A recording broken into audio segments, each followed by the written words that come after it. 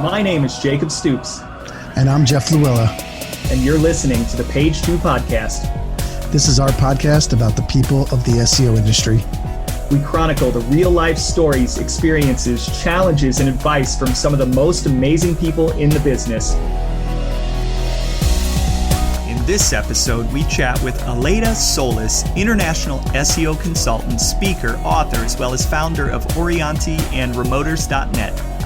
We discuss how she studied as a systems engineer in Nicaragua and got her master's in e-commerce from the University of Salamanca in Spain, how her studies led her to become a web designer, which eventually led her to SEO, going from agency to in-house to becoming an independent consultant, founding and managing her businesses, building a personal brand, public speaking, keeping up with her hectic schedule, why she loves travel and food, and so much more. In the news, we talk about getting more and better data exports in Google Search Console, and also a study published on Search Engine Journal entitled Unpacking the Causal Impact of Google's Double-Dipping Featured Snippet Update. Finally, we have a deep dive into the topic of YouTube and video SEO, and Aleyda shares tips that she's learned from her YouTube series Crawling Mondays. So get your popcorn ready as we tell Aleyda's SEO story and have another great roundtable discussion.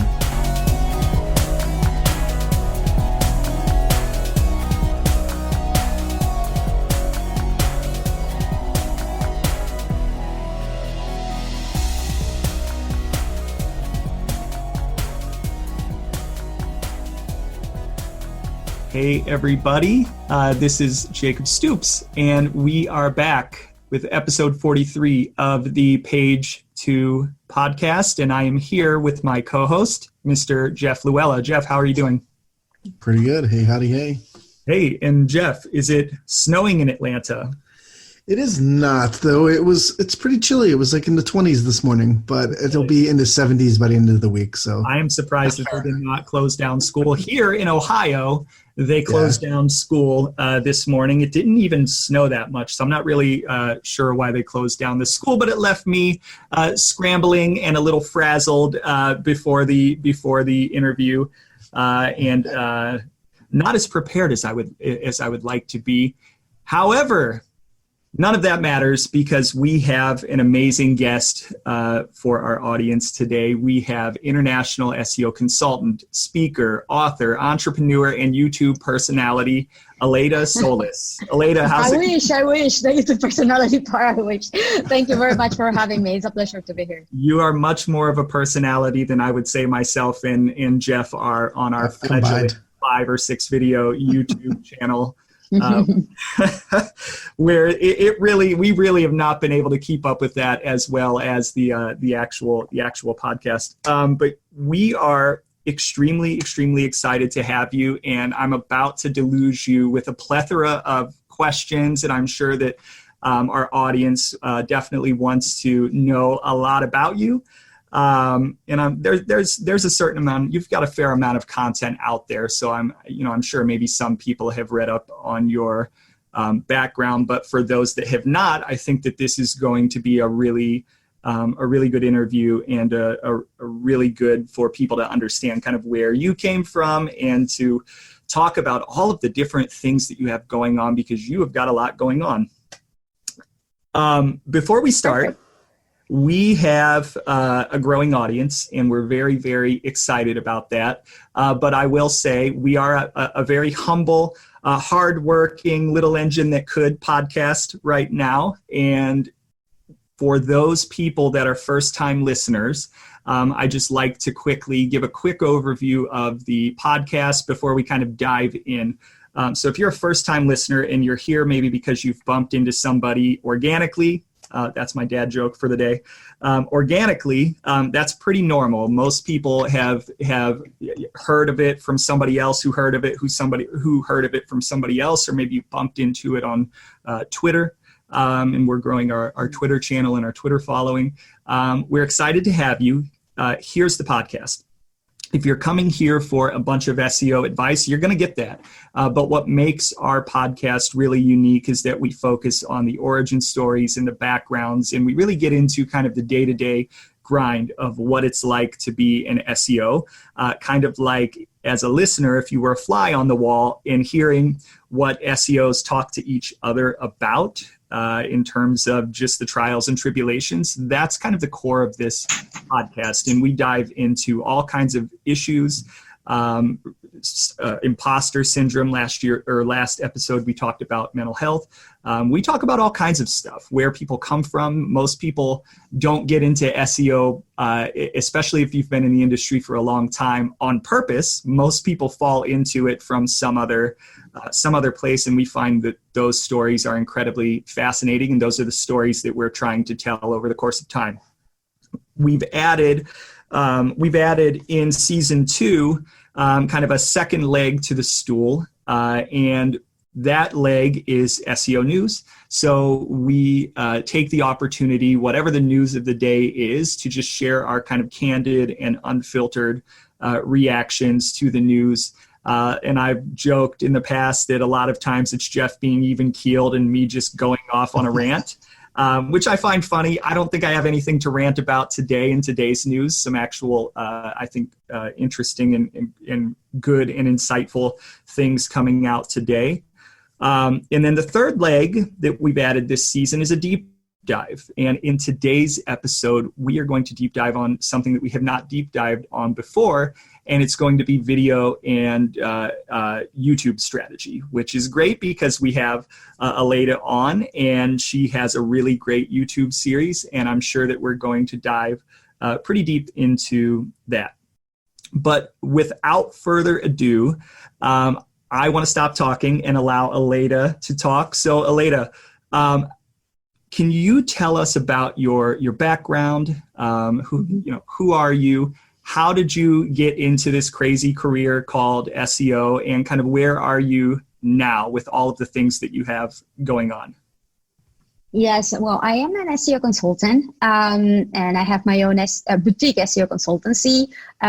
We work remotely from all over. I am in Spain, in the north of Spain, and I work with a small team of SEOs who are also all spread out. For example, one is in France and another is in Colombia. So, and the clients that I work with, for example, are also from all over. I have only one client that is in Spain, and it's not even here nearby. There's a startup in Barcelona, but most of the clients that I deal with are from whether the US, the UK, one in India too recently. So it's very, very Latin America a lot too. So it's very spread out in general. And the SEO type of consultancy that I do is very strategic, technical, tends to be aligned to a very specific type of goal or objective or challenge that the company has. Usually the companies that I work with are relatively biggish type of brands that tend to have also their own in-house team, but they have, for example, specific challenges when we're releasing a new version in a new country, or when they are going through a web migration, or when they are dealing with specific challenges to rank their website for certain specific industries or in certain specific product lines, things like that, right? So they hire me to have like a little bit of extra validation support input to achieve a specific goal at an ongoing basis, right? So it's more of a strategic type of SEO advice consultancy. I have been doing independent SEO consultancy since 2014. Before that time, I worked at a variety of positions, both at the agency side, in-house to at some point. Also from a product perspective at some point. So after working many years for others, I realized that I was thankfully already at a position where I have already a certain personal brand in the market. Companies and businesses reach out to me to help them, especially at the beginning was very international SEO oriented, just like where I came from, right? So a lot of international SEO type of processes, still a little bit today, but not only, right? So I decided, right, this is the best of both worlds. I can on one hand work well with a variety of projects. I am not bored only on a single type of project, which is the usual issue when you are in-house, all the eggs in a single bag, right? And then on the other hand, I am able to decide a little bit to work with certain type of clients and not a high number of clients. So I can also get in-depth type of really go in depth with the analysis, validation, coordination, what tends to be done instead of like the typical big agency approach that you end up dealing with dozens of accounts, clients, whatever, and you don't have much influence, right? So I was very happy when I realized that I ended up having this type of balance, and I really enjoy working with clients and with projects. And so this is why I also decided early on that I didn't want it to go with the agency type of path, right? Because this is the typical thing. You start also as a freelance on your own, start growing little by little, and until you realize you are 15 people or 20 people, and then you are 50 and things like that, right? But then if you follow this path, that I realized that I had to invest a high share of my time on dealing with the team management type of side, of business management type of things, right? Which I don't necessarily really enjoy as much. I prefer to focus on SEO problems, like traffic growing problems, and with clients. So this is why I have also on purpose stay small. And the way that I have grown is like choosing better the projects that I work with, bigger type of project, bigger type of clients, bigger brands. And then on the other hand, what I have done, this is why I have also a little bit of availability on doing this additional type of projects. I have my own project that is called Remoters. That is a remote website. We have resources for remote working organizations and professionals. We have a job board that is completely free. We have interviews with remote-based companies and people sharing their journey, how they do it. We have a co-living section, a tool section, events section. So I am very happy about that. It is something that I have very strong feelings about the remote work, the impact that remote can have in people, organizations, society in general, right? And so that is something very also important for me, and that I have been focusing on a lot lately. And then also I have like the Scrolling Mondays, my YouTube series. I started last year to test what was this all about regarding YouTube video optimization, right? This year, my new project too, that I am like trying to balance out a little bit, it's like getting out of hands because I have so much going on at the same time, right? It's like newsletter, SEO FOMO. I thankfully I said SEO FOMO and not SEO MOFO, because the last couple of times that I have been asked about it, I end up realizing like, oh my God, I'm the worst. Anyway, yes, this I should have expected to happen. So SEO FOMO that I send weekly with just like highlights of what has happened in the SEO world, right? And you can subscribe from my website too if you're interested. And yes, of course, it's free, and it's a little bit like highlights in the search word, a little bit of everything, news and resources, etc. Yeah. So going farther back into your career, so in kind of doing our background research, you went to school as a systems engineer with a focus on e-commerce. So one, what made you go to school? Like, what made you decide, hey, this is what I want to go to school for? And then once you got out of school, I guess take us through kind of your winding path into how that led into SEO, because it makes sense. It's a technical background, which a lot of us come to, but it's not like, hey, anybody that does this is going to be an SEO. So you had to have gone through a winding path to eventually get to SEO, as many of us had. So I guess talk about that a little bit. Yeah, sure thing. So there's a lot of context going on there. So I went to school, yes, and I studied systems engineering. At the time I was in Nicaragua, right? I came to study to Spain in 2000. But before that, I already went to the university. I grew up, studied, and went to university in Nicaragua, in my home country. So there's the thing, I went to study systems engineering because I really loved maths when I was in high school, and I was very strong from the science side, but really enjoyed maths and technology, right? So system engineering was like the one type of career that had this overlay. So I ended up going to school and learning about that. Then when I was in the first year of university, second semester, they started offering like free courses, HTML courses, right? To build your website. This is 1999, right? So I ended up learning how to code HTML. Then funny thing, when I actually learned, like, I don't want to say real programming, because people will, there's this argument in the development world, like HTML is still programming, CSS is also programming. Anyway, so when I learned, for example, I learned Pascal, C++, then I realized, oh my God, I don't enjoy this as much, because with HTML or JavaScript and like front-end oriented type of coding, you can see the output right away. I'm also a very visual person. Funnily enough, when I was deciding what to study, another of the careers that I was thinking about was architecture, because it's, you end up needing maths too, but also it's very visual. I love the visual part of things, right? So I ended up staying with HTML, like I continue studying, of course, whatever. But then since very early on, I say, no, if I can build a career building websites, this is what I really want to do. Then please don't ask me what my dad, for example, said, like, this is what you're studying systems engineering for, like, to end up doing websites. Like, yeah, anyway, but this is what I love, right? So I was lucky enough, since I was in the second year of university, right after I did this course with all of my classmates, right? There was this contest at the end of the course, like, who built the best website. So I did a website in HTML in Notepad, right? Very old school.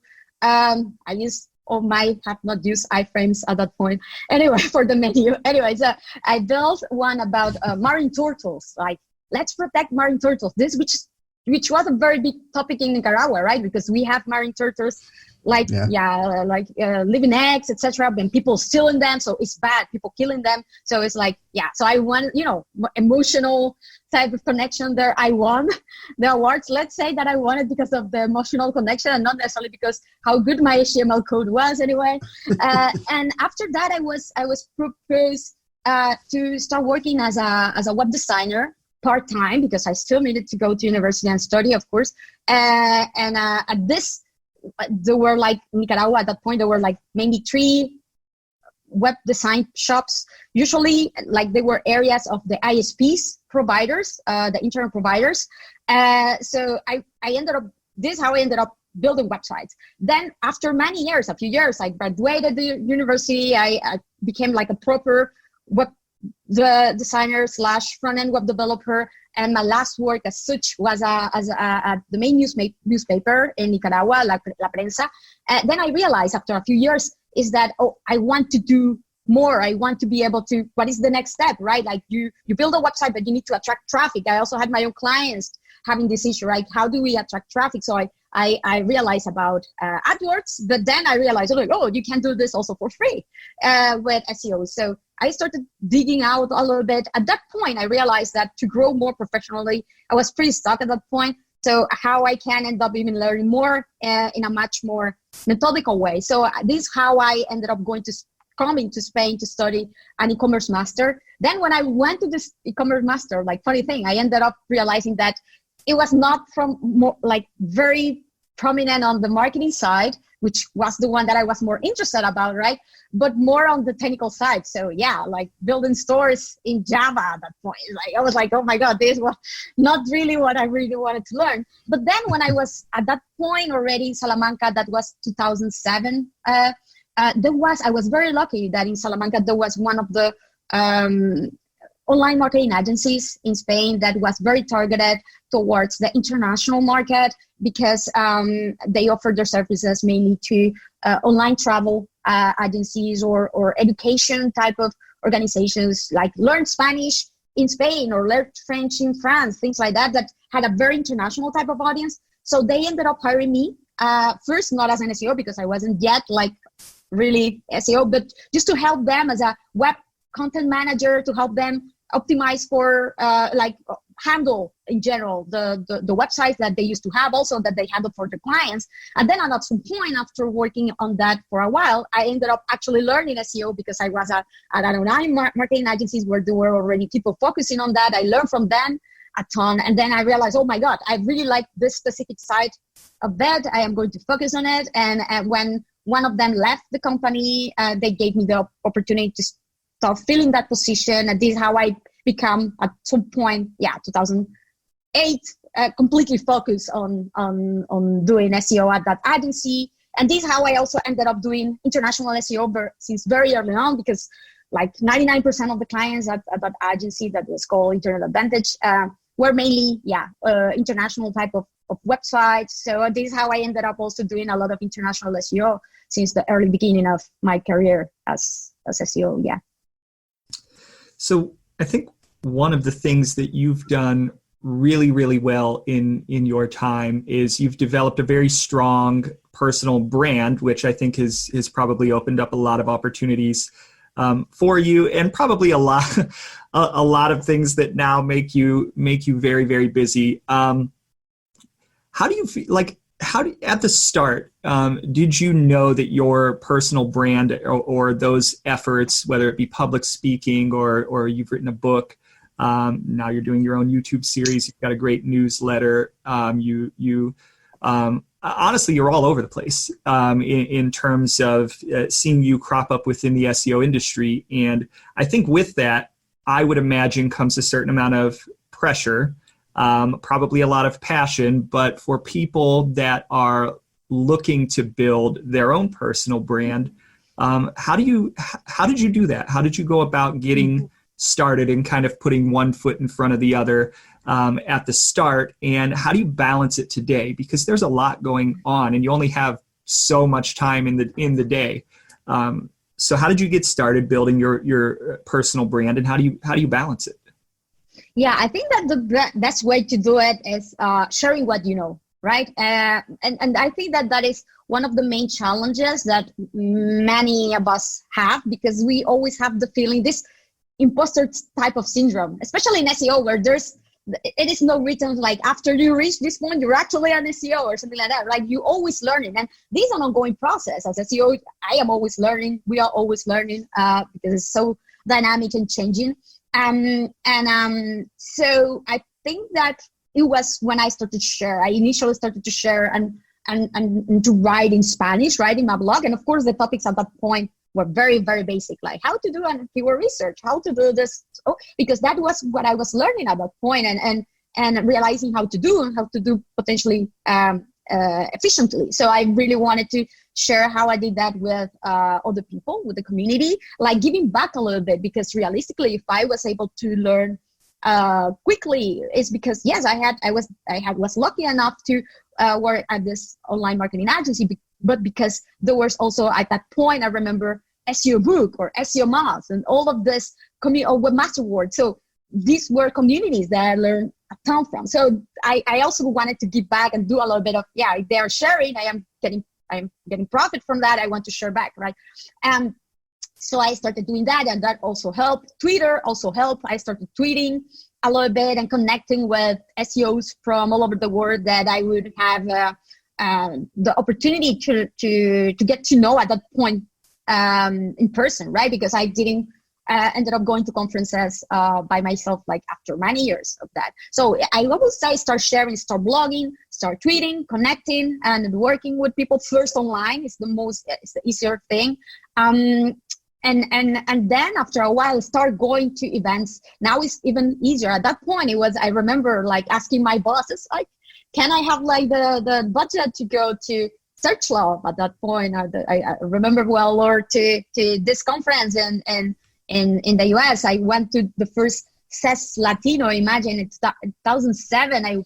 For me, it was huge. I was still learning at that point. Half of the things that were said were way over my head, right? I still remember it was shocking.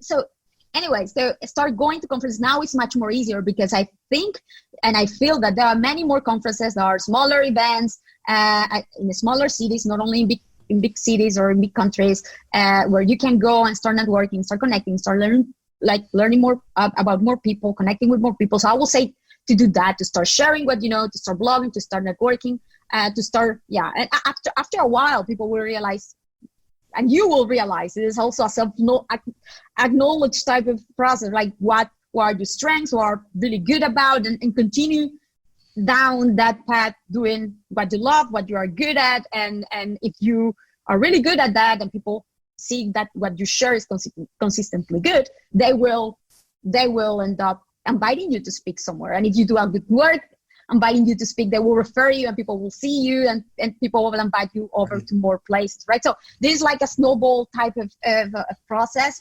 And this is the first advice that I give to people asking me, how do I do, for example, this, not necessarily to develop a personal brand directly, but they ask me, how do I do to get clients as an independent consultant, right? I want to grow my consultancy or my freelance jobs. And right now they are like very small or not very, not frequent enough to pay, to become independent, things like that. Like build your personal brand. And how do you do it? Like what I shared before, sharing, connecting in a very organic way. I think it's the easiest way to establish authority. And after a while, things will come your way. Yeah.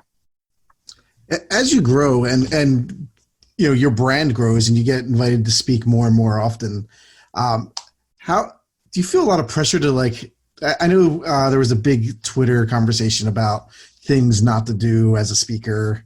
And some of it was speakers who share the same deck or do the same speech over and over time. If you're a comedian, like you work on your material, the same set probably for a year before, you know, it's launched and then you start something new or you know, stuff like that. Or if you're on tour somewhere else doing like a band, you're playing the same songs since the last, you know, since the 80s, if you're out front then. So as a conference speaker, like how much pressure do you feel like having to give new material every time that you speak compared to giving sort of the same speech at a different conference? If you're doing a speech in Spain and then in the US, I'm sure most people in the US aren't in Spain during that same conference. Yeah. There are a lot of, you know, when you look at SES or Moz or like, there's a ton of conferences that have the same speakers, and with those same speakers, like how do you how do you feel? Do you feel a lot of pressure to have new content every single time, or do you also feel like that you can get away with using some of the same stuff over and over?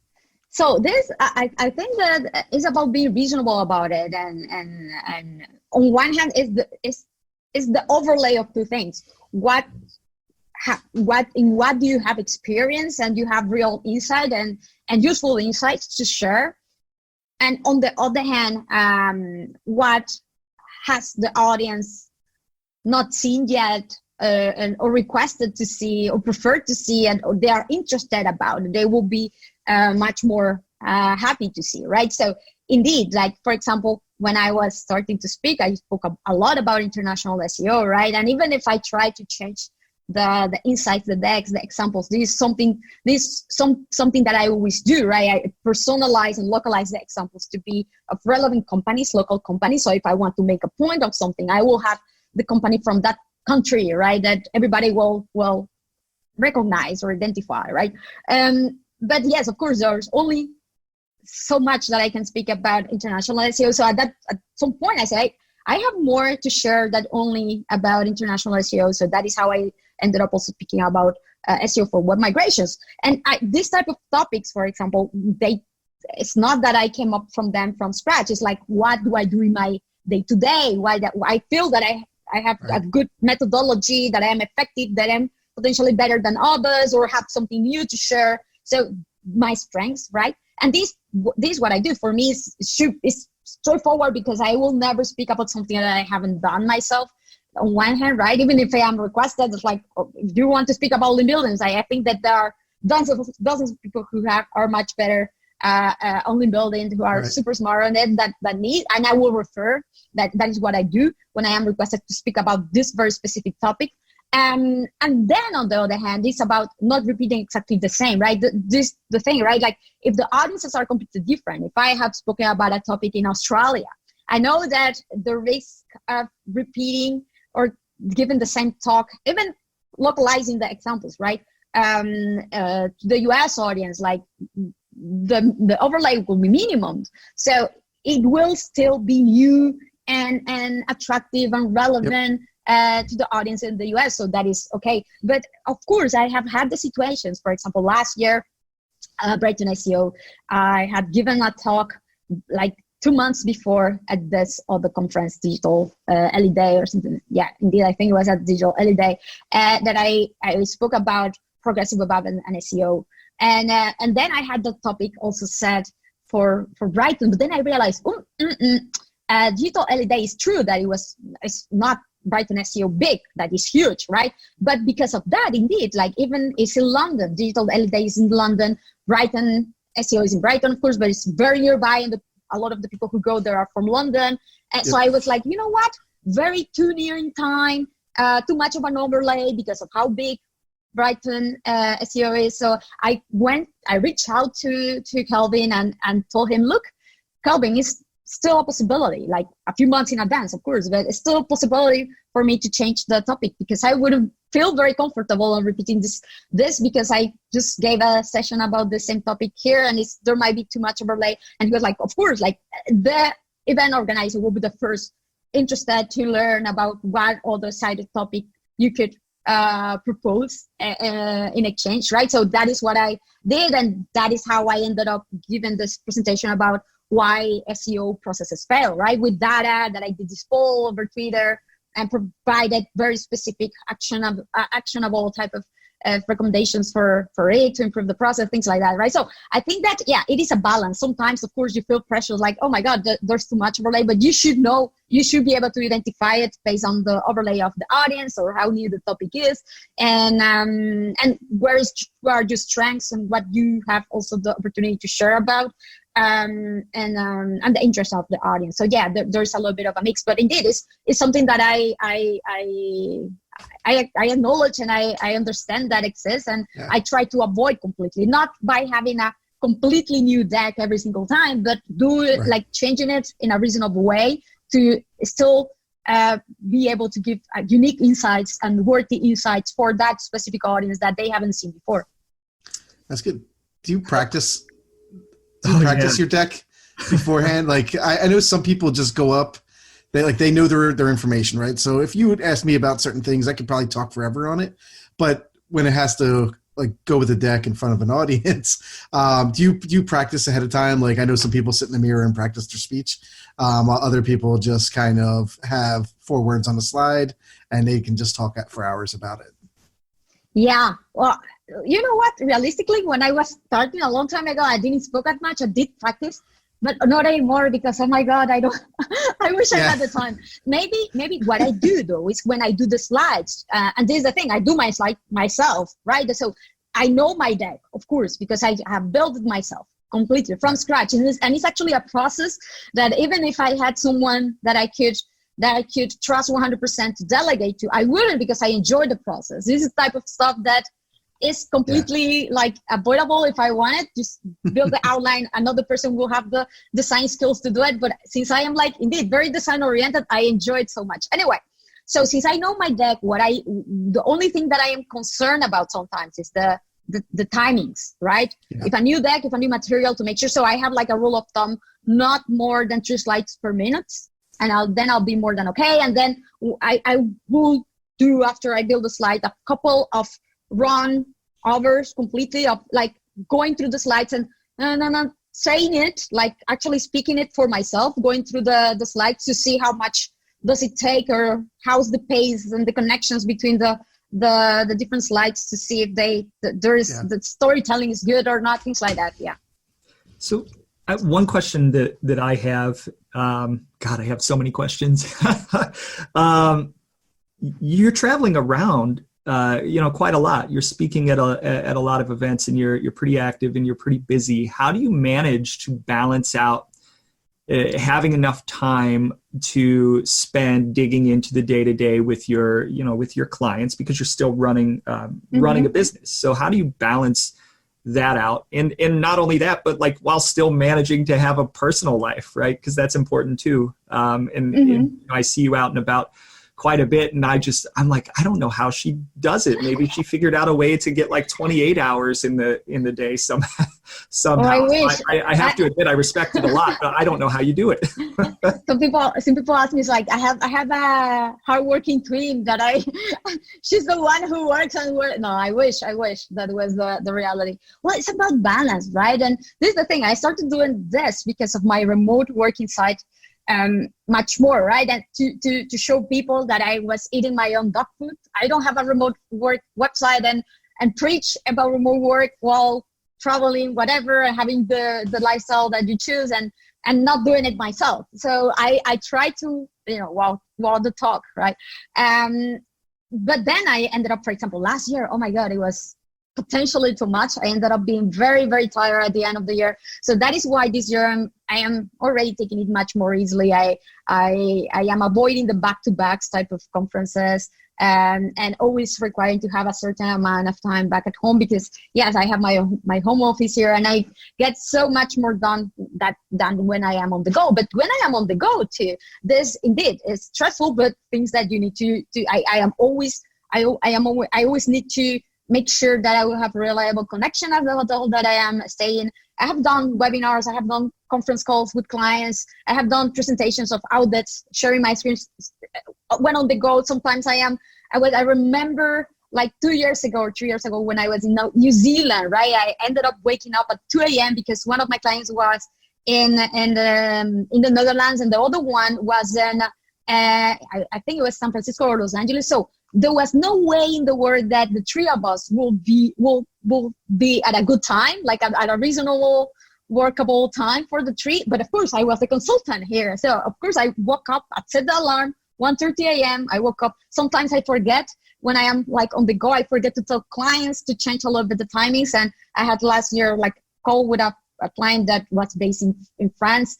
And I was at that point in California, and that, indeed that was 1 a.m. for me, and it was like still in the afternoon for them. But it was my fault because I forgot completely, and they will have been completely flexible on doing in their morning, like at a reasonable time for both, right? But sometimes it happens, right? So it's not that I am perfect at all, but I try to handle. I block times that I need to focus. So you will see me working, even if I am anywhere in the world. I'm not on vacation. There's a thing. I'm not on vacation. You will see me like enjoying a little bit, like the hours that I could have, like for example, off here on a typical working day are the hours that I will have off whenever I am in the world. So I will make the most out of to do a little bit of sightseeing and enjoy a bit. But then I will be also working on my room. With this additional challenge potentially on connections, and it's a little bit stressful because indeed you are not as comfortable as when you are at home, but I make it work. I manage it, and somehow, yes, I am still alive, even like that. Yes. With everything going on, do you have any time? Do you have any hobbies that aren't SEO related? Right. Yes. Oh my God, yeah. Well, my hobbies, and this is the thing, you actually need to do it while you love it. My hobbies is to travel. I am a travel addict, I have to say. And this is why I continue. People say, yeah, indeed, I am tired, it's challenging, but oh my God, I need to go to that new destination, really, for real. And then to live like a weekend there, to be able to actually not be thinking about work during that weekend, and actually be able to see the place, things like that. Awesome. So that is how I think that is why and how I am able to do it. And also another reason of why I do a lot of the traveling is because when I go to conferences, it's the way I have to network and to socialize, because I work at home here, right? And I am not a super extroverted person, but I am also an introvert. So I need to have socialization also going on in my life. So that is how I compensate that part too.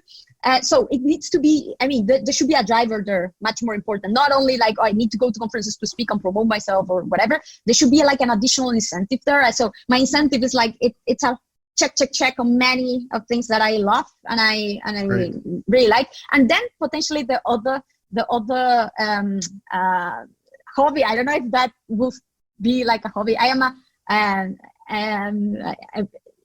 am a foodie. I love to eat well. So yes, yeah, That's awesome. I love to eat well.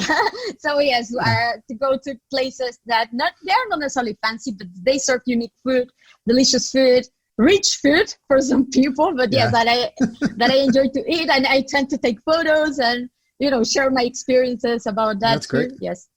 As I need to get more hobbies. Oh, I was going to say, as my father-in-law says, this is a great, not really a segue. Some people eat to live, and other people live to eat.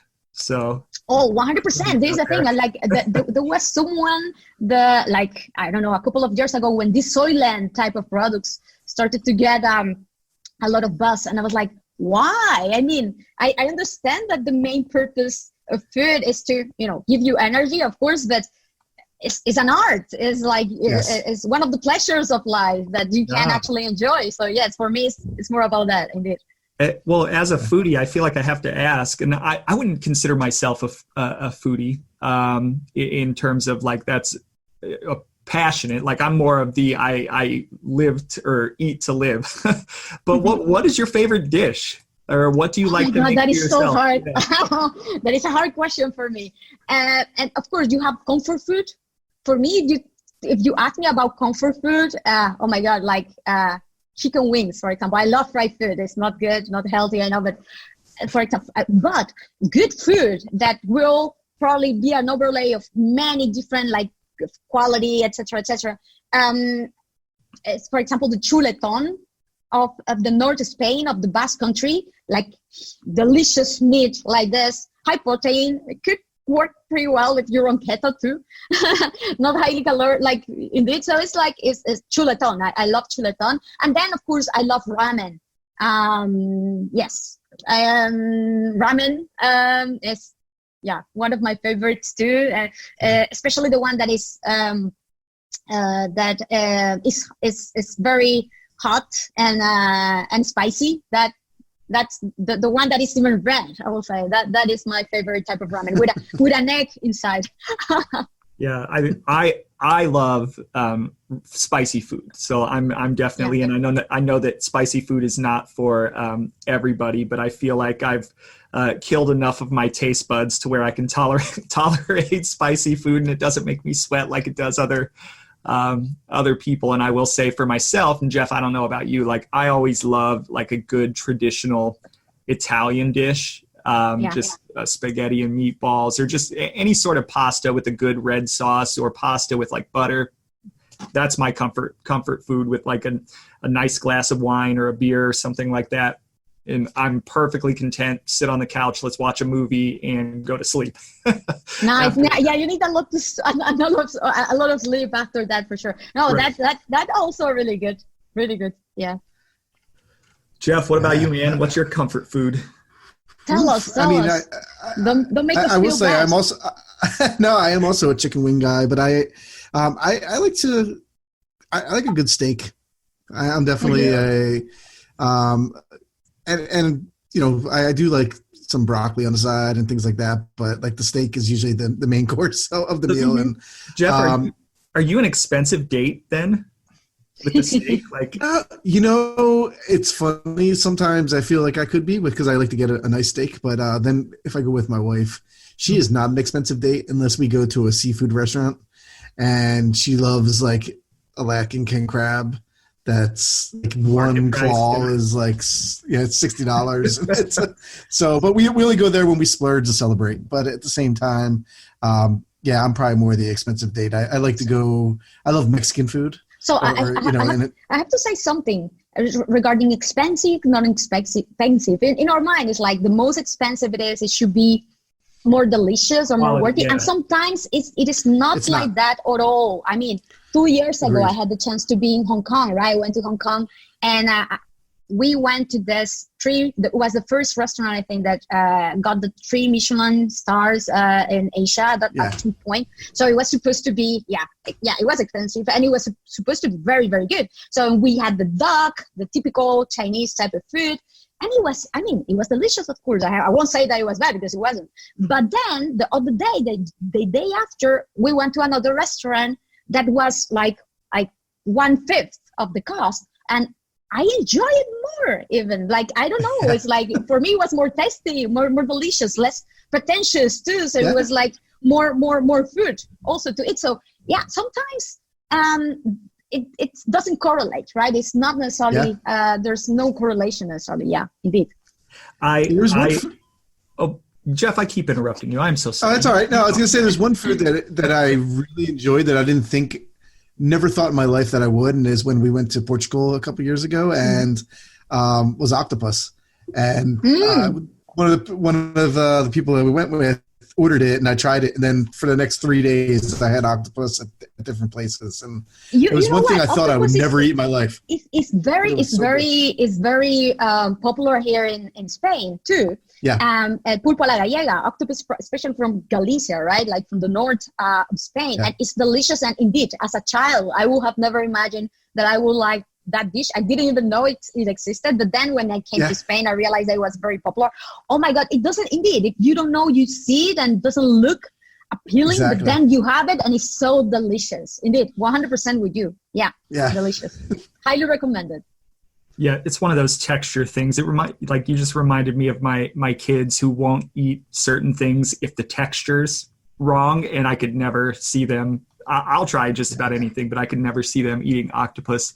But what I was going to joke about with you about the expensive date thing is I joke with my wife all the time, because in Ohio she was raised in a little bit more of a well-to-do area than myself, and I joke with her about that from time to time. And also, she has a propensity when she goes into to a restaurant to just instinctively select whatever the most expensive thing is. And I've always said, I would like to go into a restaurant and take all of the prices off the menu, but I know you would instinctively, based on whatever you have internally, the ability to select this, you would find whatever is the most expensive thing, just because you're like a genius or whatever, a savant when it comes to figuring that out. So I always joke with her about that. So that was my segue to joking with you about that.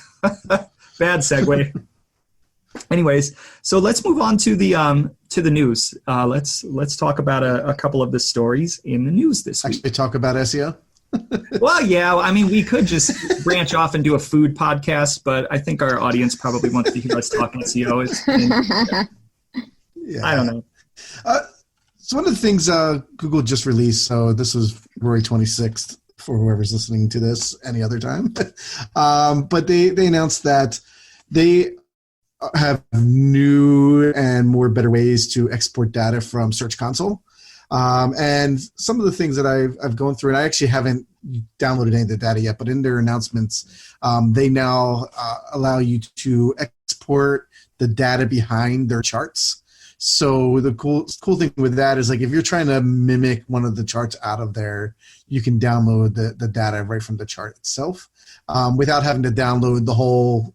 Like, a lot of times you have to download the whole list of either URLs or keywords and things like that. So now if there's any time there's a chart, you'll be able to download that data. And you'll also be able to download, you could always export to Google Sheets, but I think they're also allowing a new download to Excel feature, which I never really use, because once I turn to Google Sheets, I stick with Google Sheets. Just because with Excel, I was always tired of, do you have the latest version? Do I have the latest version? Who has the latest version? So I stick with Google Sheets a lot that way. But you are now able to download into a CSV format, Excel format, and things like that. You can also download a lot of the performance issues or like things like that, where if you want to pick out like a device or pages or search appearances, you're able to download those now out. So when you filter out stuff, you can download that filtered view instead of just all the data itself.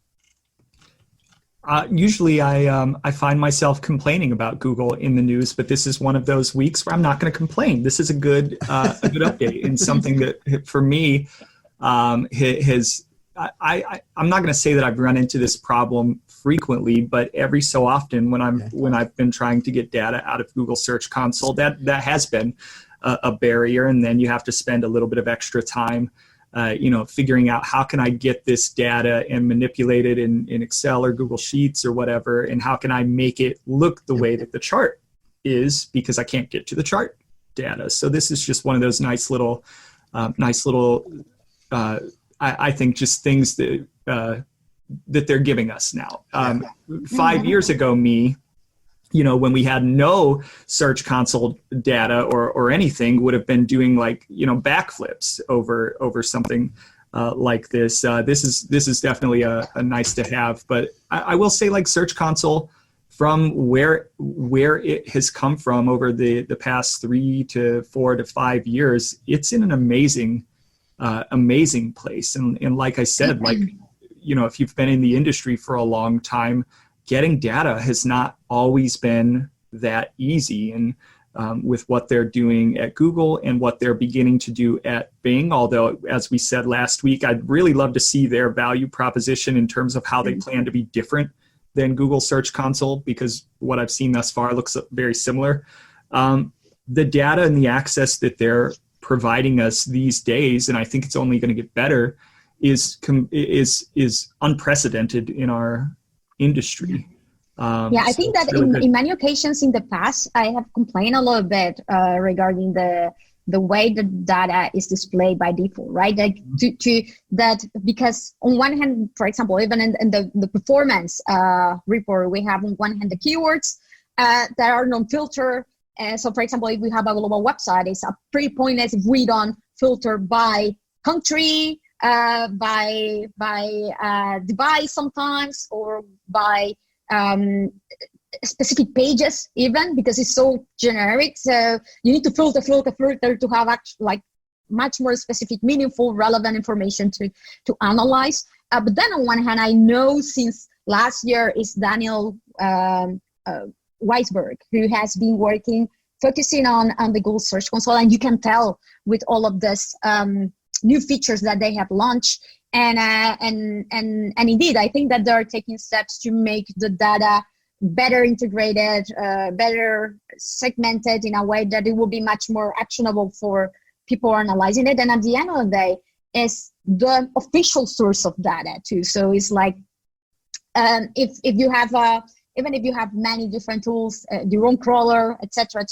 it's the way for you to validate if there's alignment, if there's consistency, and hopefully at some point we won't have the restrictions that we have right now. So, for example, we will have more than certain number of maximum pages or keywords to download, and things will be better tied together. Like, for example, I remember last year I was saying, for example, for me, the tool that provides what I would love to have as a report UI wise is Ahrefs with the top pages, because they have top pages and at the same time they have the keywords, and you just click on it and you have already an additional layer showing all of the keywords and the rankings for that particular page, and with their search volume, and you have all the internal and external links pointing to that page. So all the data together in a much more meaningful way where you can filter them out, but you don't need to actually see and already segmenting per countries. And so they show you by default the country with the highest activity. So it's already pre-filtered in a way that is make it much more actionable for you without having to play around and filter around so much. But if you want to, you can also do it. So yeah. I would love to see, and now we're talking about feature updates. I would love to see, you can see the Google Search Console data in Google Analytics, and sometimes the data matches up and sometimes it's way off. I would love to see a situation where that connection goes both ways, where the Google Analytics data is more tied into what you see in Google Search Console. Seeing that data could help hey, I'm seeing way more data in Search Console. Maybe I've got a Google Analytics tracking issue, or just a better way to tie things to business impact. the schema reports that we're getting a lot of new structured data reports, which are great because it helps identify validation issues, but it would be great because we are constantly fighting the battle with clients. How do we get our recommendations prioritized? Well, the way that we get them prioritized is quite simply showing what we think the business impact is, or what we've been able to show in a test, or so on and so, some kind of data to get them to prioritize getting that next recommendation in. And I find that there's still a lot of gray area with respect to structured data and the relationship between the analytics data that's coming in terms of, if you add a specific type of structured data, what is the incremental lift from a search analytics in Google Search Console? It would be great to have those two things more directly tied together, whereas right now it's just pointing out if you've got markup errors, which is still better than it was 5 years ago or whatever. But it would be nice. And I think they're getting there eventually, but yeah. Well, yeah, data studio, but like you've got to be a data studio person to know how to hook up all of those things as well. Yeah. So that's an extra layer of complexity that I wish didn't exist. Anyways. So Jeff, there's another a featured snippet story. Yeah, so we all know back in January, Google had announced that they were removing, if you were the fidget snipper, the featured snippet, that you would not actually have a listing in the 10 links below. So before that, you could be position 0 and position 1, 2, 3, 4. And that was kind of double dipping. So since they removed that, we all kind of suspected that we would see declines in traffic and things like that. But that was all theory at the time. So John, and I'm going to probably butcher his last name, but Chiozo from Merkle put an article up on Search Engine Journal about unpacking the casual impact of Google's double dipping feature snippet update. And kind of at the end of the long story short, he did 5 different industries with clients that they had, and they saw pretty much significant, 7 to 13% decrease in click-through rates. Clicks themselves were dropping 10 to 20% ish. They saw declines in impressions out of 2 out of the 5 sites. But then in the travel space, they saw 10% increases. And it's interesting because I do work a lot in e-commerce space where, position 0 is not as, drastic of a change for me. So I didn't really see much in that world, and travel seems like it would be very informational. So I could definitely see the informational space showing off. So I'm not sure where it works in these industries.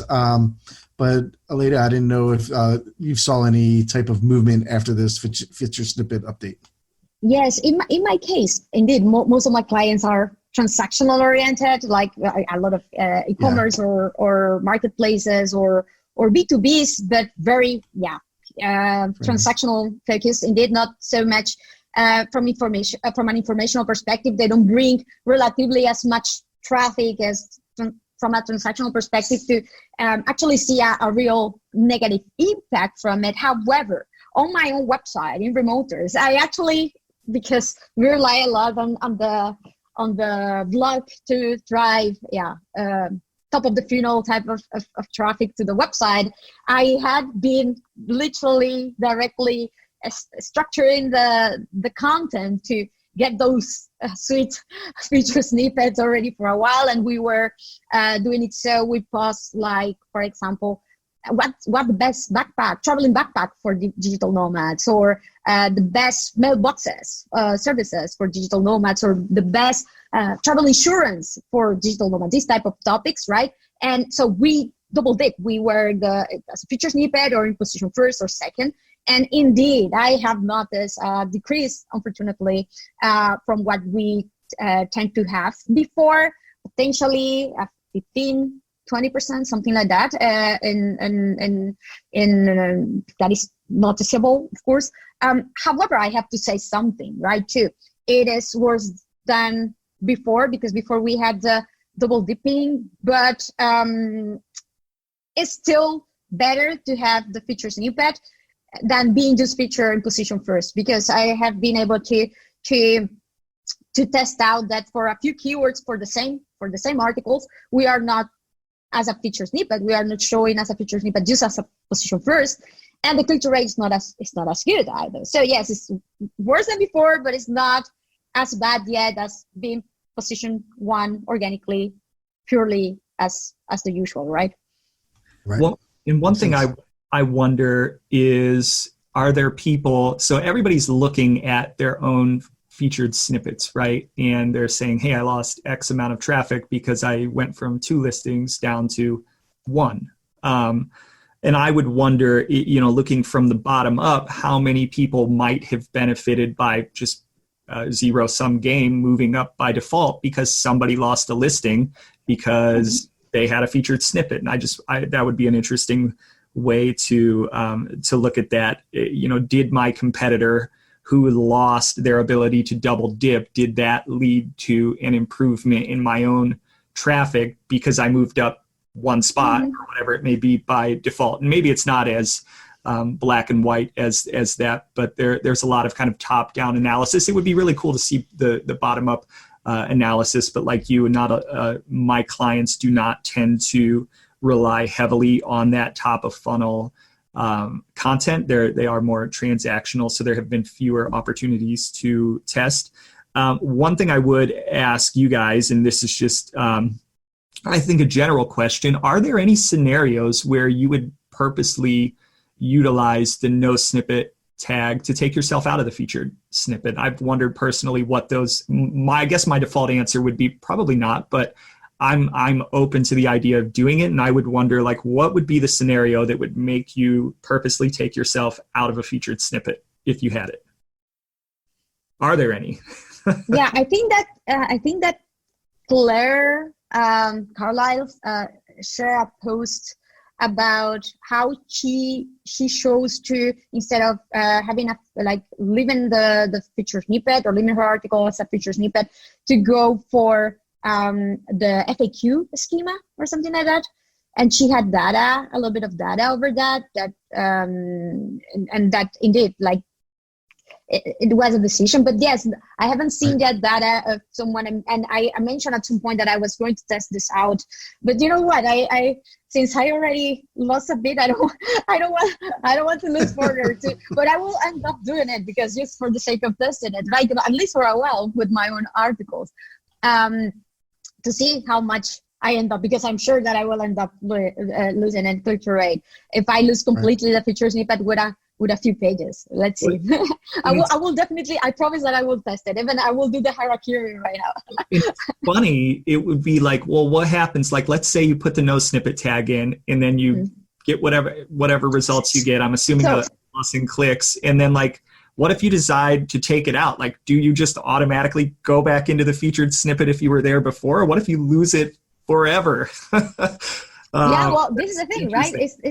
Yeah, it did. I mean, you don't know completely at this point. We don't know completely the consequences of that, and then I still have, like, for example, feature snippets for posts that are not in position first, that are in the second, or even I had one that was in position 7. So for those, I definitely don't want to try it out, because of course the impact on click-through rate will be terrible.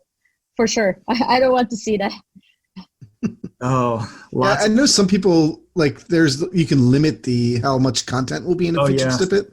So I could see if it's an FAQ or like it's something that has steps and there's 8 steps. Like, if you can limit it to only show 2 and then make the people click to get to the other steps, could be something like as a tactic there. But I think that's a fine line also of where, you don't want Google showing all your content.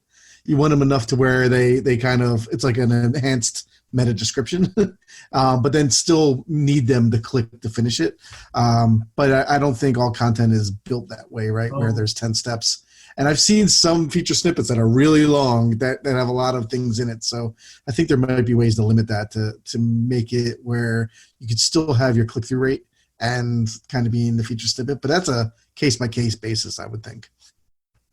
Google, the biggest scrapers and stealers of content in the world. You don't do that. Never. I never do that.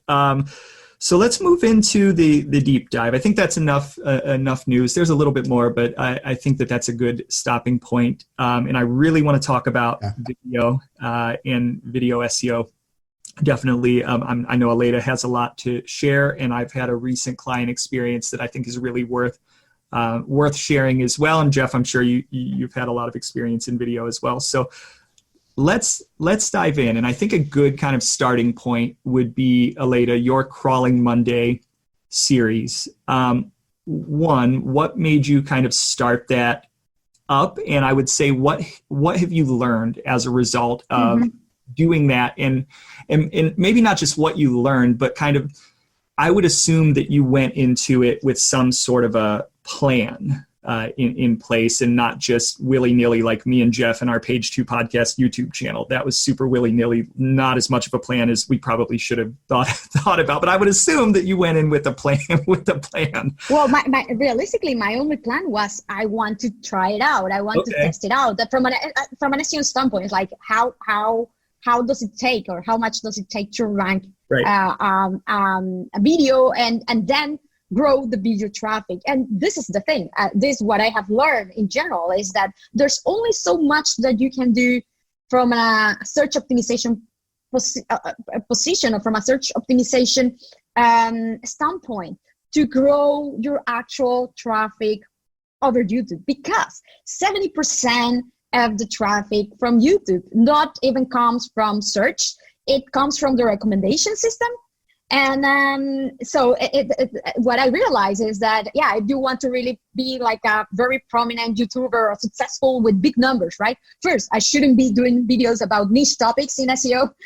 This is the first, because there's only so much people who search or are interested about those stuff, right? Or maybe I should even talk about more generic type of SEO type of topics, like how to rank in 2020, this type of things. No, I went and started to talk about, the topics are much more meaningful to me, in the ones that I actually tend to speak about at conferences and share about, like how to do international SEO, how to identify if you should index your facets in an e-commerce website, this type of very niche type of topics, in a very how-to oriented type of screen sharing type of video, right? And this is the thing, you need to focus, and I think from a business perspective, not only as a person, right, to focus on delivering information that will help or support and will connect in a relevant way to the product that you sell or the service that you sell. So for example, Trello, they do have, like, for example, all of this series of videos sharing about project management in general, right? Like how to be a good project manager, etc. So there's only so much traffic that you can get, and subscribers and reproductions in general that you will get from this type of topic. So it's about being reasonable. Of the numbers, it's not about huge numbers here, unless you want to be a YouTuber speaking about very generic stuff, or about how to win games or matches or football, things like that, right? So it's about being reasonable first. It's important being reasonable with goals. Be very clear about the goals that you want to achieve. I want to be there whenever someone searches about how to do this in my industry, how to do this with my service, how to do this with my product, right?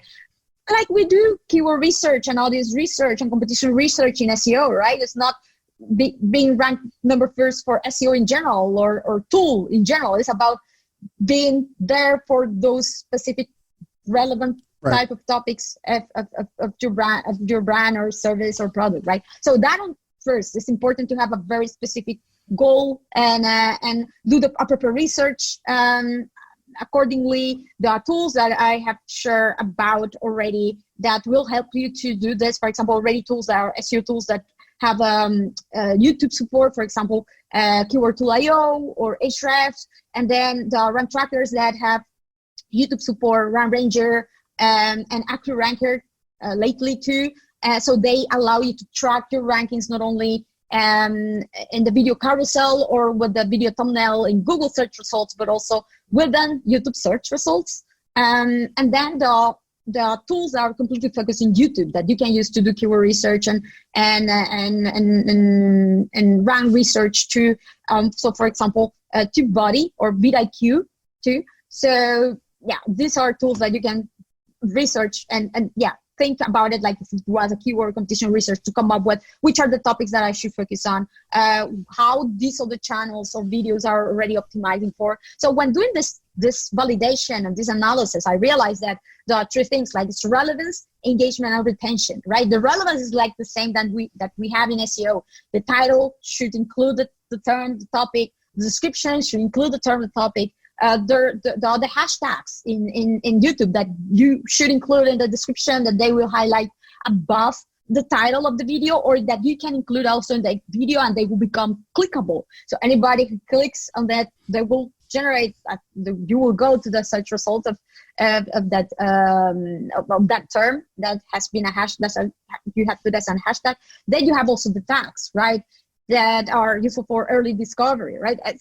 And then so you apply this same principles of relevance in your videos, but there's only so much. Of course, it's relevancy, that's it. And the same with SEO, right? What is additional in SEO? And SEO is popularity in general, right? So for YouTube, this will come with the engagement and retention. It is super important that you engage your users to watch the video as much as possible, that you make your users to like the video, to comment on the video, to interact in the video, because at the beginning, YouTube will start recommending your video to your, for example, your past viewers, the ones who are already subscribers, those who have watched videos are very relevant or similar than the ones that you have published. But if this users come and they don't engage on your video and they stop watching after 5 seconds or something like that, right? They don't interact. Well, they won't recommend you any longer or anymore. So that is why it's super important to start. And I didn't do this in most of my videos. I realized this not so long ago. It's like, that is why it's super important to start, like, not with an intro, but hello there, we are going to speak about how to optimize for feature snippets, and I'm going to give you 3 tips to optimize for the feature snippet and make the most out of it. Keep watching. And that is why also YouTubers, if you see, they keep watching, and I will give you the answer at the end of the video. Don't leave. And in the meantime, like my video, have it here. So that is why you have all this. And also you have the end screens at the end where you recommend all the videos from your own channels, or that you can even select with the YouTube editor. So it's the own YouTube system that will recommend a video from your own channel like this.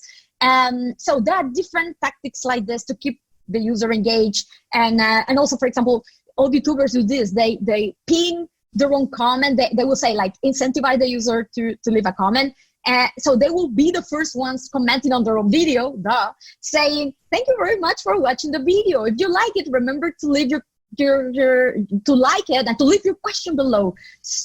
Things like that. Or in the descriptions, many of them, instead of starting with a descriptive type of information of the video, they will start already like, do you like this video? Watch this other one about this other topic that you will also love. Things like that, right? Yep. And then there's this connection that I love regarding YouTube and Google, that, for example, if you add timestamps in the description of the YouTube video, so for example, you will add topics that you are speaking about, different timings of your video, and you add just the minutes and seconds that where that topic is covered as it was an index, right, of the video.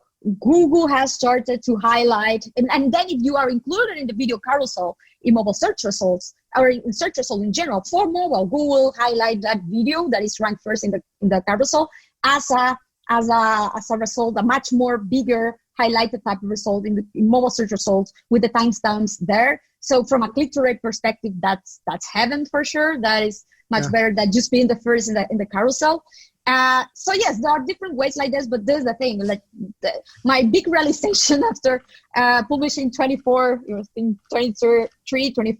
videos is like, indeed, there's only so much that you can do from a purely optimization perspective, but you need to become a community manager. You need to become also a little bit of a conversion optimizer there to engage with your audience, to refer your audience. That is also why I started my newsletter, because I started to ask prominent people who have more prominent channels than me, and I asked how much of your channels come from search?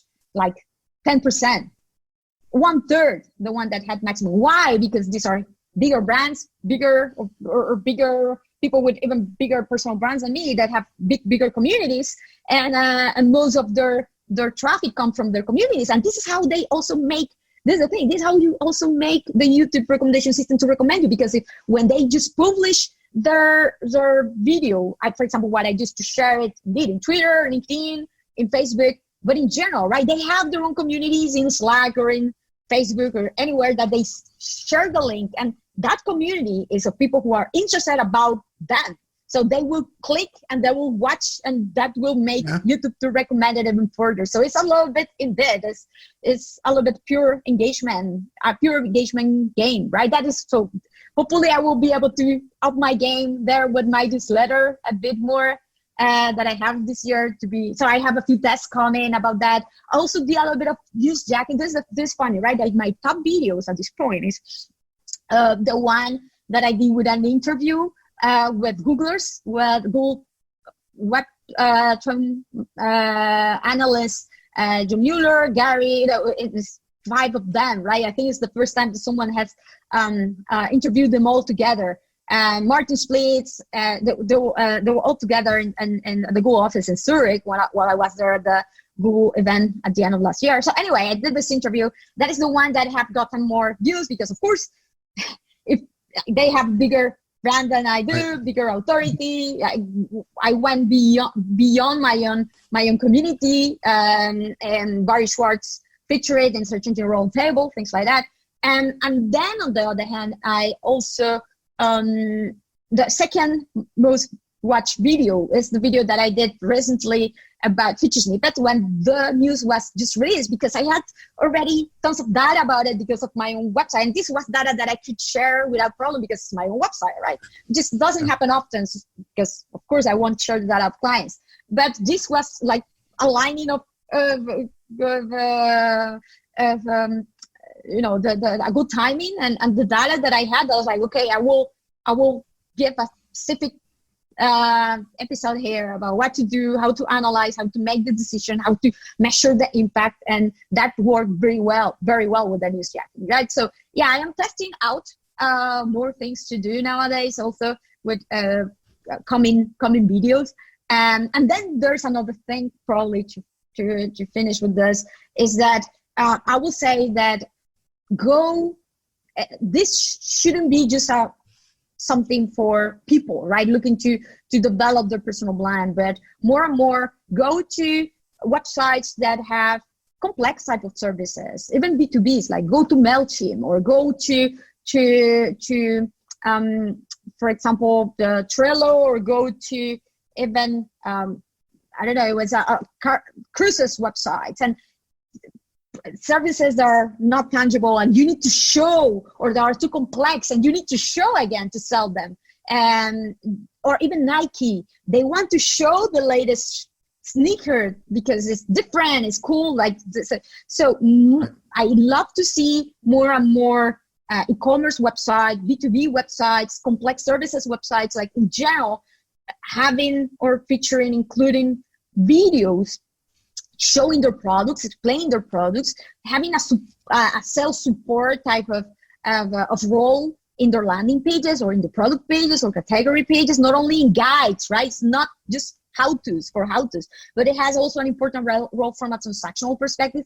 Those videos, though, maybe you want to publish them also on YouTube. So whenever someone searches about your product, your service, etc., how-tos regarding your service, they will find in them there. But these videos that you will embed on your own website because of a transactional type of business type of goal, I will tend to include them and embed them with Wistia, for example, that they have a very powerful analytics and much more control. They will generate by default video objects, structured data, so you can be shown with a snippet with the thumbnail for the video. So and of course the video will help to sell your product. So there's much more of a win-win type of situation there. And then, sorry, because I was forgetting, there's one last tactic that I realized is that after a while, what I did with video is that I published it on YouTube. Then I took the video and I also generated a blog post on my website. I had a category on my blog that was probably Monday. So every video that I published, I created a blog post, I embedded it, and the transcription of the video was the content of the blog post. And then after a while, what I did was to switch the video, the YouTube embed, to become a Wistia embed, right? And then I realized that Google was not identifying that it was the same video. So for a query, an example, right? How to implement hreflang annotations. I was ranking in organic search results with my blog post with the video thumbnail. Then I was ranking with my YouTube video in the carousel, within the carousel. But then I was ranking twice with a video from my blog post within the carousel. Double dipping. For the same query, because Google didn't identify that they were the same videos because the platforms were different, right? So yeah. So there are a lot of things like that you can try out and end up, double dipping. Different exactly. ways. A lot of people have asked me, like, should I put my videos on YouTube, because they're worried. Like, I am one of these people who go down YouTube. Like, I watch YouTube a lot. I subscribe to YouTube Premium because I hate ads, even though I'm in marketing. So I get it, where you watch a video and then they recommend other videos. Next thing you know, you're like on a totally. I start watching Crawling Mondays, and next thing I know, I'm watching how to make, fried chicken, and then after that, I'm like learning how to put oil in my car. But that's what happens in YouTube. You will after talking about fried chicken right here. Like, the overlords are hearing us. Yeah, so I have a lot of clients who don't want to put videos on YouTube, even though, like, I'll say, like, put videos everywhere, right? Put it on Wistia, put it on YouTube, put it on, like, Vimeo, because there is that algorithm, like, where I think you can double or triple dip in some of those. But the other end of that is I feel that YouTube, one, has the second most, it's like the second largest search engine. And if you have any kids and they have an iPad, 90% of the time they're probably either playing Minecraft or watching YouTube videos. And YouTube's just going to be, but it's like, it's on every TV now. It's everywhere. Like my kids, they're YouTube junkies. I ask them, what are the 3 major networks in the United States for, like, TV? They have no clue.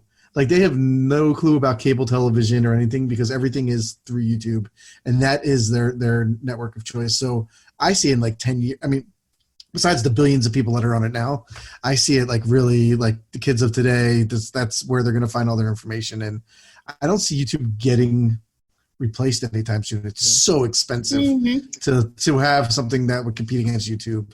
People have tried, I think that a lot of people speak about Instagram, etc., but the power of YouTube, indeed, it's like after Google, it's not about search engines, like websites in general. It's the second most visited website, is the second search engine, is the first social network. The latest data that Similar Web released show how the engagement and the visits overall of YouTube are now bigger than the ones of Facebook. And then also from Ranger data, you can see that 92% of the videos from the carousels and desktop results in the US come from YouTube. So not surprisingly, indeed. So yes, it's exposure that if you want to establish your brand, be where your audience is, and help to connect with your users and through different platforms without relying purely on Google results. And at the different levels of stages of the customer journey too, is the place to be after Google, I would say. Yeah, agreed. So there are a couple of topics that I want to hit on before we kind of end the episode. One, I want to tell my story, because that is a great segue. The customer journey, and I will say that recently I've had a client approach us and say, hey, Jake, we think video is super important and we want a video strategy for 2020. And I said, okay, well, I'm an SEO guy, but I think I can help you. Help you out, because that is a broad question, but I do think that there are some things that we can do. What are your goals? And the goal for video, because there are so many different types of videos that you could create, ranging from, very branded, almost commercial-like, to helpful product demos, supportive videos, how-to guides, all the way down to things like carpool karaoke and really fun videos that are definitely not people looking to purchase, but those people may be brand advocates, or who or they may be completely outside the funnel. And in this client's case, the goal was, or the commentary going into the strategy, and honestly, as I started to think about it more, I had to kind of like break outside of the box, was, well, we only want to focus on the videos on our website, and we want to know which new videos to create, and we don't want to use YouTube. And our primary goal is to get people to buy our product without contacting our sales team. So like when I heard all of those things together, I had to like just take a step back and go, something about that seems a little off, like at odds. Yeah. And not realistic also. Right. And not only that, like we don't necessarily want to, we want to do this through SEO organically.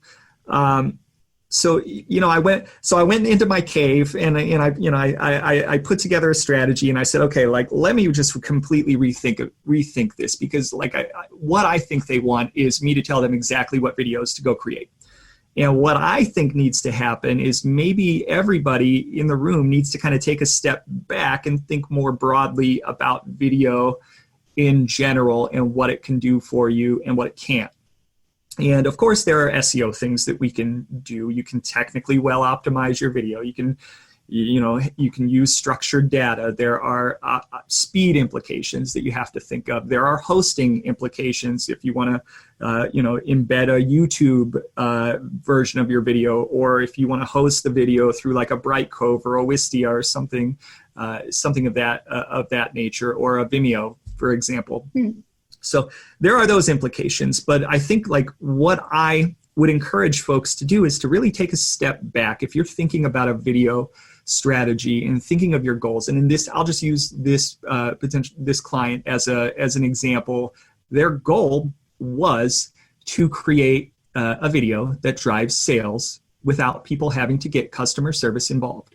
And for me, knowing that they wanted to do that organically, but using my like broader marketing hat, I had to really like be honest with myself and say like, okay, well, I don't think SEO is your best bet here.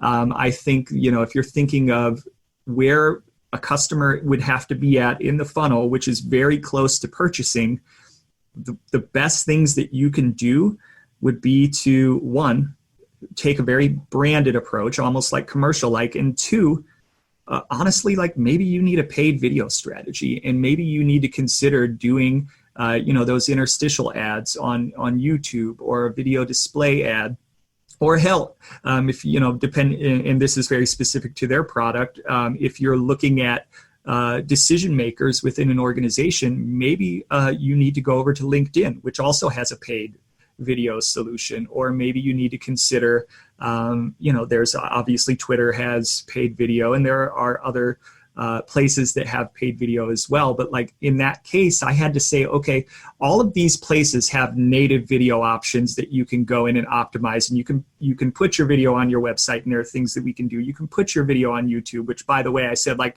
hey, it's hard to have a video strategy and ignore the second largest search engine in the world, so I'm going to have to recommend it, even though you told me not to. But if you're thinking about doing this organically, and your goal is to get people to buy your product immediately without contacting sales, well, like those two things might be at odds, because what you want is a quick turnaround, and you want things to happen quickly. Well, we know organic, like that doesn't always necessarily happen quickly or happen like you expect. So if you want the greatest amount of control in the shortest amount of time, paid is probably going to be where it's at. And I really had to educate them on like which types of videos go with which stages of the funnel. So like a heavily branded video, in that case, almost a commercial, is hitting people much lower in the funnel, whereas a video like a product demo or a support video or a how-to guide, that might be people that are almost ready to purchase, but are still evaluating your product. So slightly higher in the funnel, not super high in the funnel, but maybe middle of the funnel. Or it could be people who have already purchased and are just trying to figure out how the heck to use your product.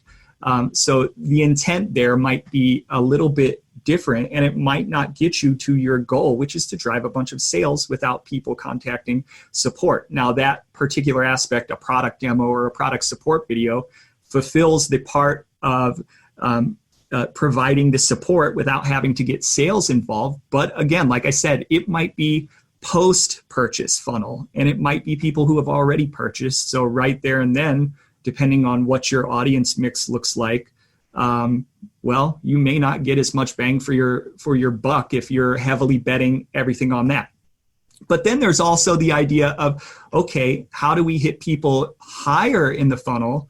And how do we hit people after the purchase to create advocates? And that is, where you might look at native videos, or you might look at fun videos, or in this case, a carpool karaoke video, or just things that maybe they're not customers, but maybe they might become aware of your brand by seeing your brand be playful or do something that doesn't necessarily mean a sales pitch or a product demo. So there are literally all kinds of ways that you could go. And I thought in this case, like, hey, what I think you wanted was me to tell you what videos to create, but what you really needed was to step back and think about your goals as a business and how that aligned to where consumers are at in the funnel and the types of videos you need to create to hit people in the various stages of the funnel, and how that aligns to what you're trying to do. And so in that case, I was not able to give them like, hey, go put this exact video on YouTube and optimize it in this exact way and put schema there, because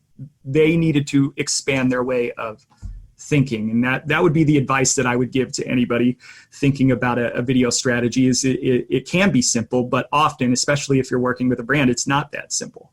And you really need to think about your goals. And I would say that the goals of a video that is a commercial and short and maybe closer to the purchase cycle is definitely different than the videos, or than a video that is high funnel, like a carpool karaoke video. Yeah. That ain't driving no sales, right? But it might. It is like it's like in SEO, right? It's like It's not the same doing SEO for a small shop, transactional oriented type of B2C than for a large, huge B2B. It's definitely not the same. You won't create the videos in the same way or distribute it, or the role of YouTube won't be the same. The need of embedding the videos, for example, and how-tos, you won't probably do that. You will go through product pages that will need the video. So depending on the role, on the goal, on the type of audience, on the type of content, indeed, you will end up doing something different. But this is the thing, is about, and we know this well in SEO, right? That you cannot expect clients to come directly, being reasonable sometimes. And it is you or it is us who needs to validate and verify if there's a fit, if there are resources, if there's the flexibility, and if there's also willingness from the client to get advice, to obtain advice, to try things out, especially when they are starting, right? Like you need to test out a few different approaches, and take it from there too. So I want to close the episode, but the elephant in the room with video strategy that we're just, there's not enough time to talk about, is video production and production quality and barrier to entry. Certain, brands have certain standards, and it costs a lot to produce a video of a certain quality. But then on the other side, the barrier to entry in video, much like podcasting, is still, it's as low as it's ever been in terms of if you start a YouTube channel. But there is also the discussion of, do you need to have a certain production quality associated with your brand, and how much does it cost, and all of those logistics. But we won't get into that. Aleyda, thank you for coming on. The last question that we ask all of our listeners, or not listeners, all of our guests, is, imagine that somebody is getting into SEO today, 2020, literally this is their first day on the job as an SEO. What advice would you give them? I will give them the advice to subscribe to SEO FOMO to not miss everything that is happening every week and in the industry. For sure, like, of course, this is self-serving, but I have to say that I try to do a good job to people get not only the latest news, but also actual good resources out there, because this is the problem right now, right? When I was starting in SEO 10 years ago, or even more, oh my God, I feel so old. It's 2007 or so. And there was not that many information sources, right? And now I feel that there's even many more people talking about SEO, writing about SEO, so much information out there. It's difficult to, and also Google is also much more sophisticated. So you a lot of the content out there is not necessarily updated, and some people still speak about doing link building like I don't know, three-way exchange, things like that.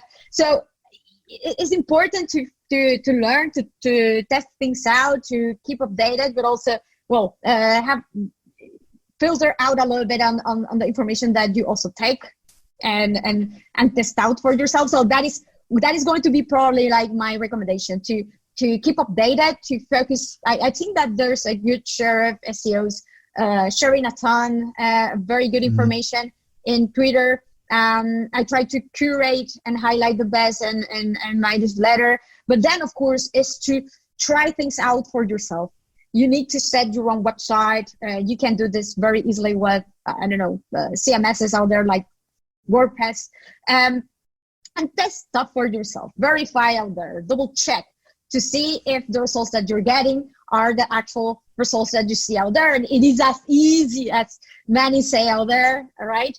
And to be reasonable, SEO is a long-term type of strategy. It's not a one-trick pony that you will see also results in a single week. There's so many ways also to achieve the same type of results. You cannot expect that there's an absolute truth out there. There will be always many ways to achieve the exact same result and goal. And then to realize that SEO is about alignment, is alignment on your business goals, is about alignment on your products, about alignment with your marketing.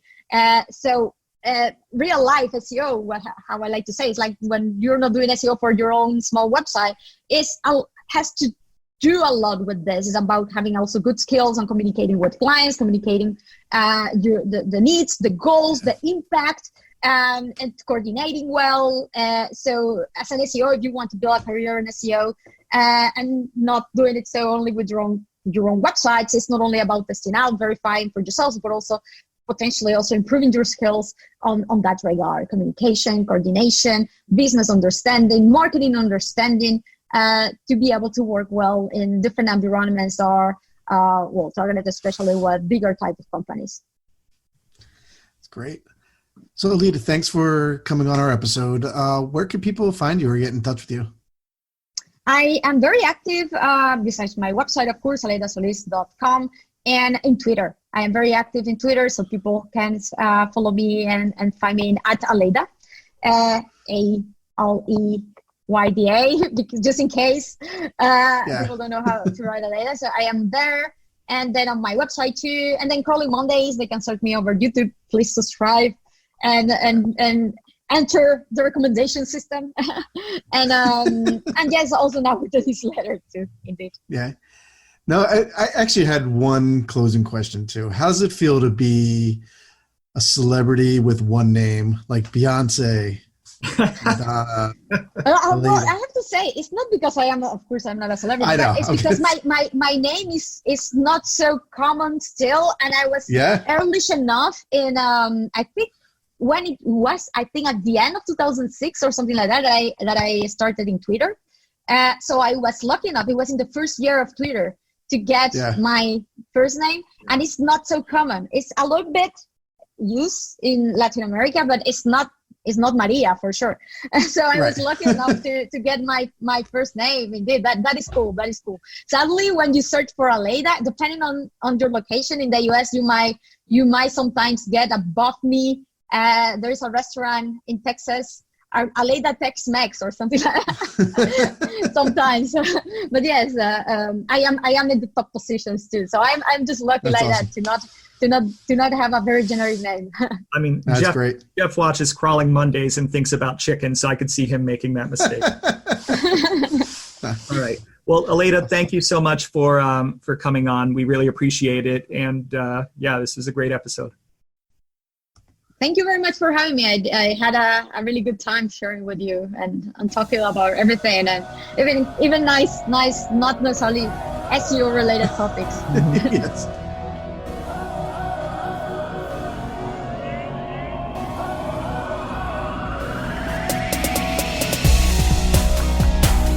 Thank you so much for listening to the Page 2 podcast. If you'd like to find out more about the show or listen to more episodes, visit us at page2podcast.fm. That's page, 2, podcast.fm. Our episodes are also available on a number of other platforms, including Apple Podcasts, Google Podcasts, Spotify, Breaker, Deezer, Overcast, Pocket Cast, Stitcher, TuneIn, and more. Additionally, you can also listen to our show on our new YouTube channel. If you'd like to become a sponsor or would like to be interviewed, get in touch with us at thepage2podcast@gmail.com. Until next time, happy optimizing.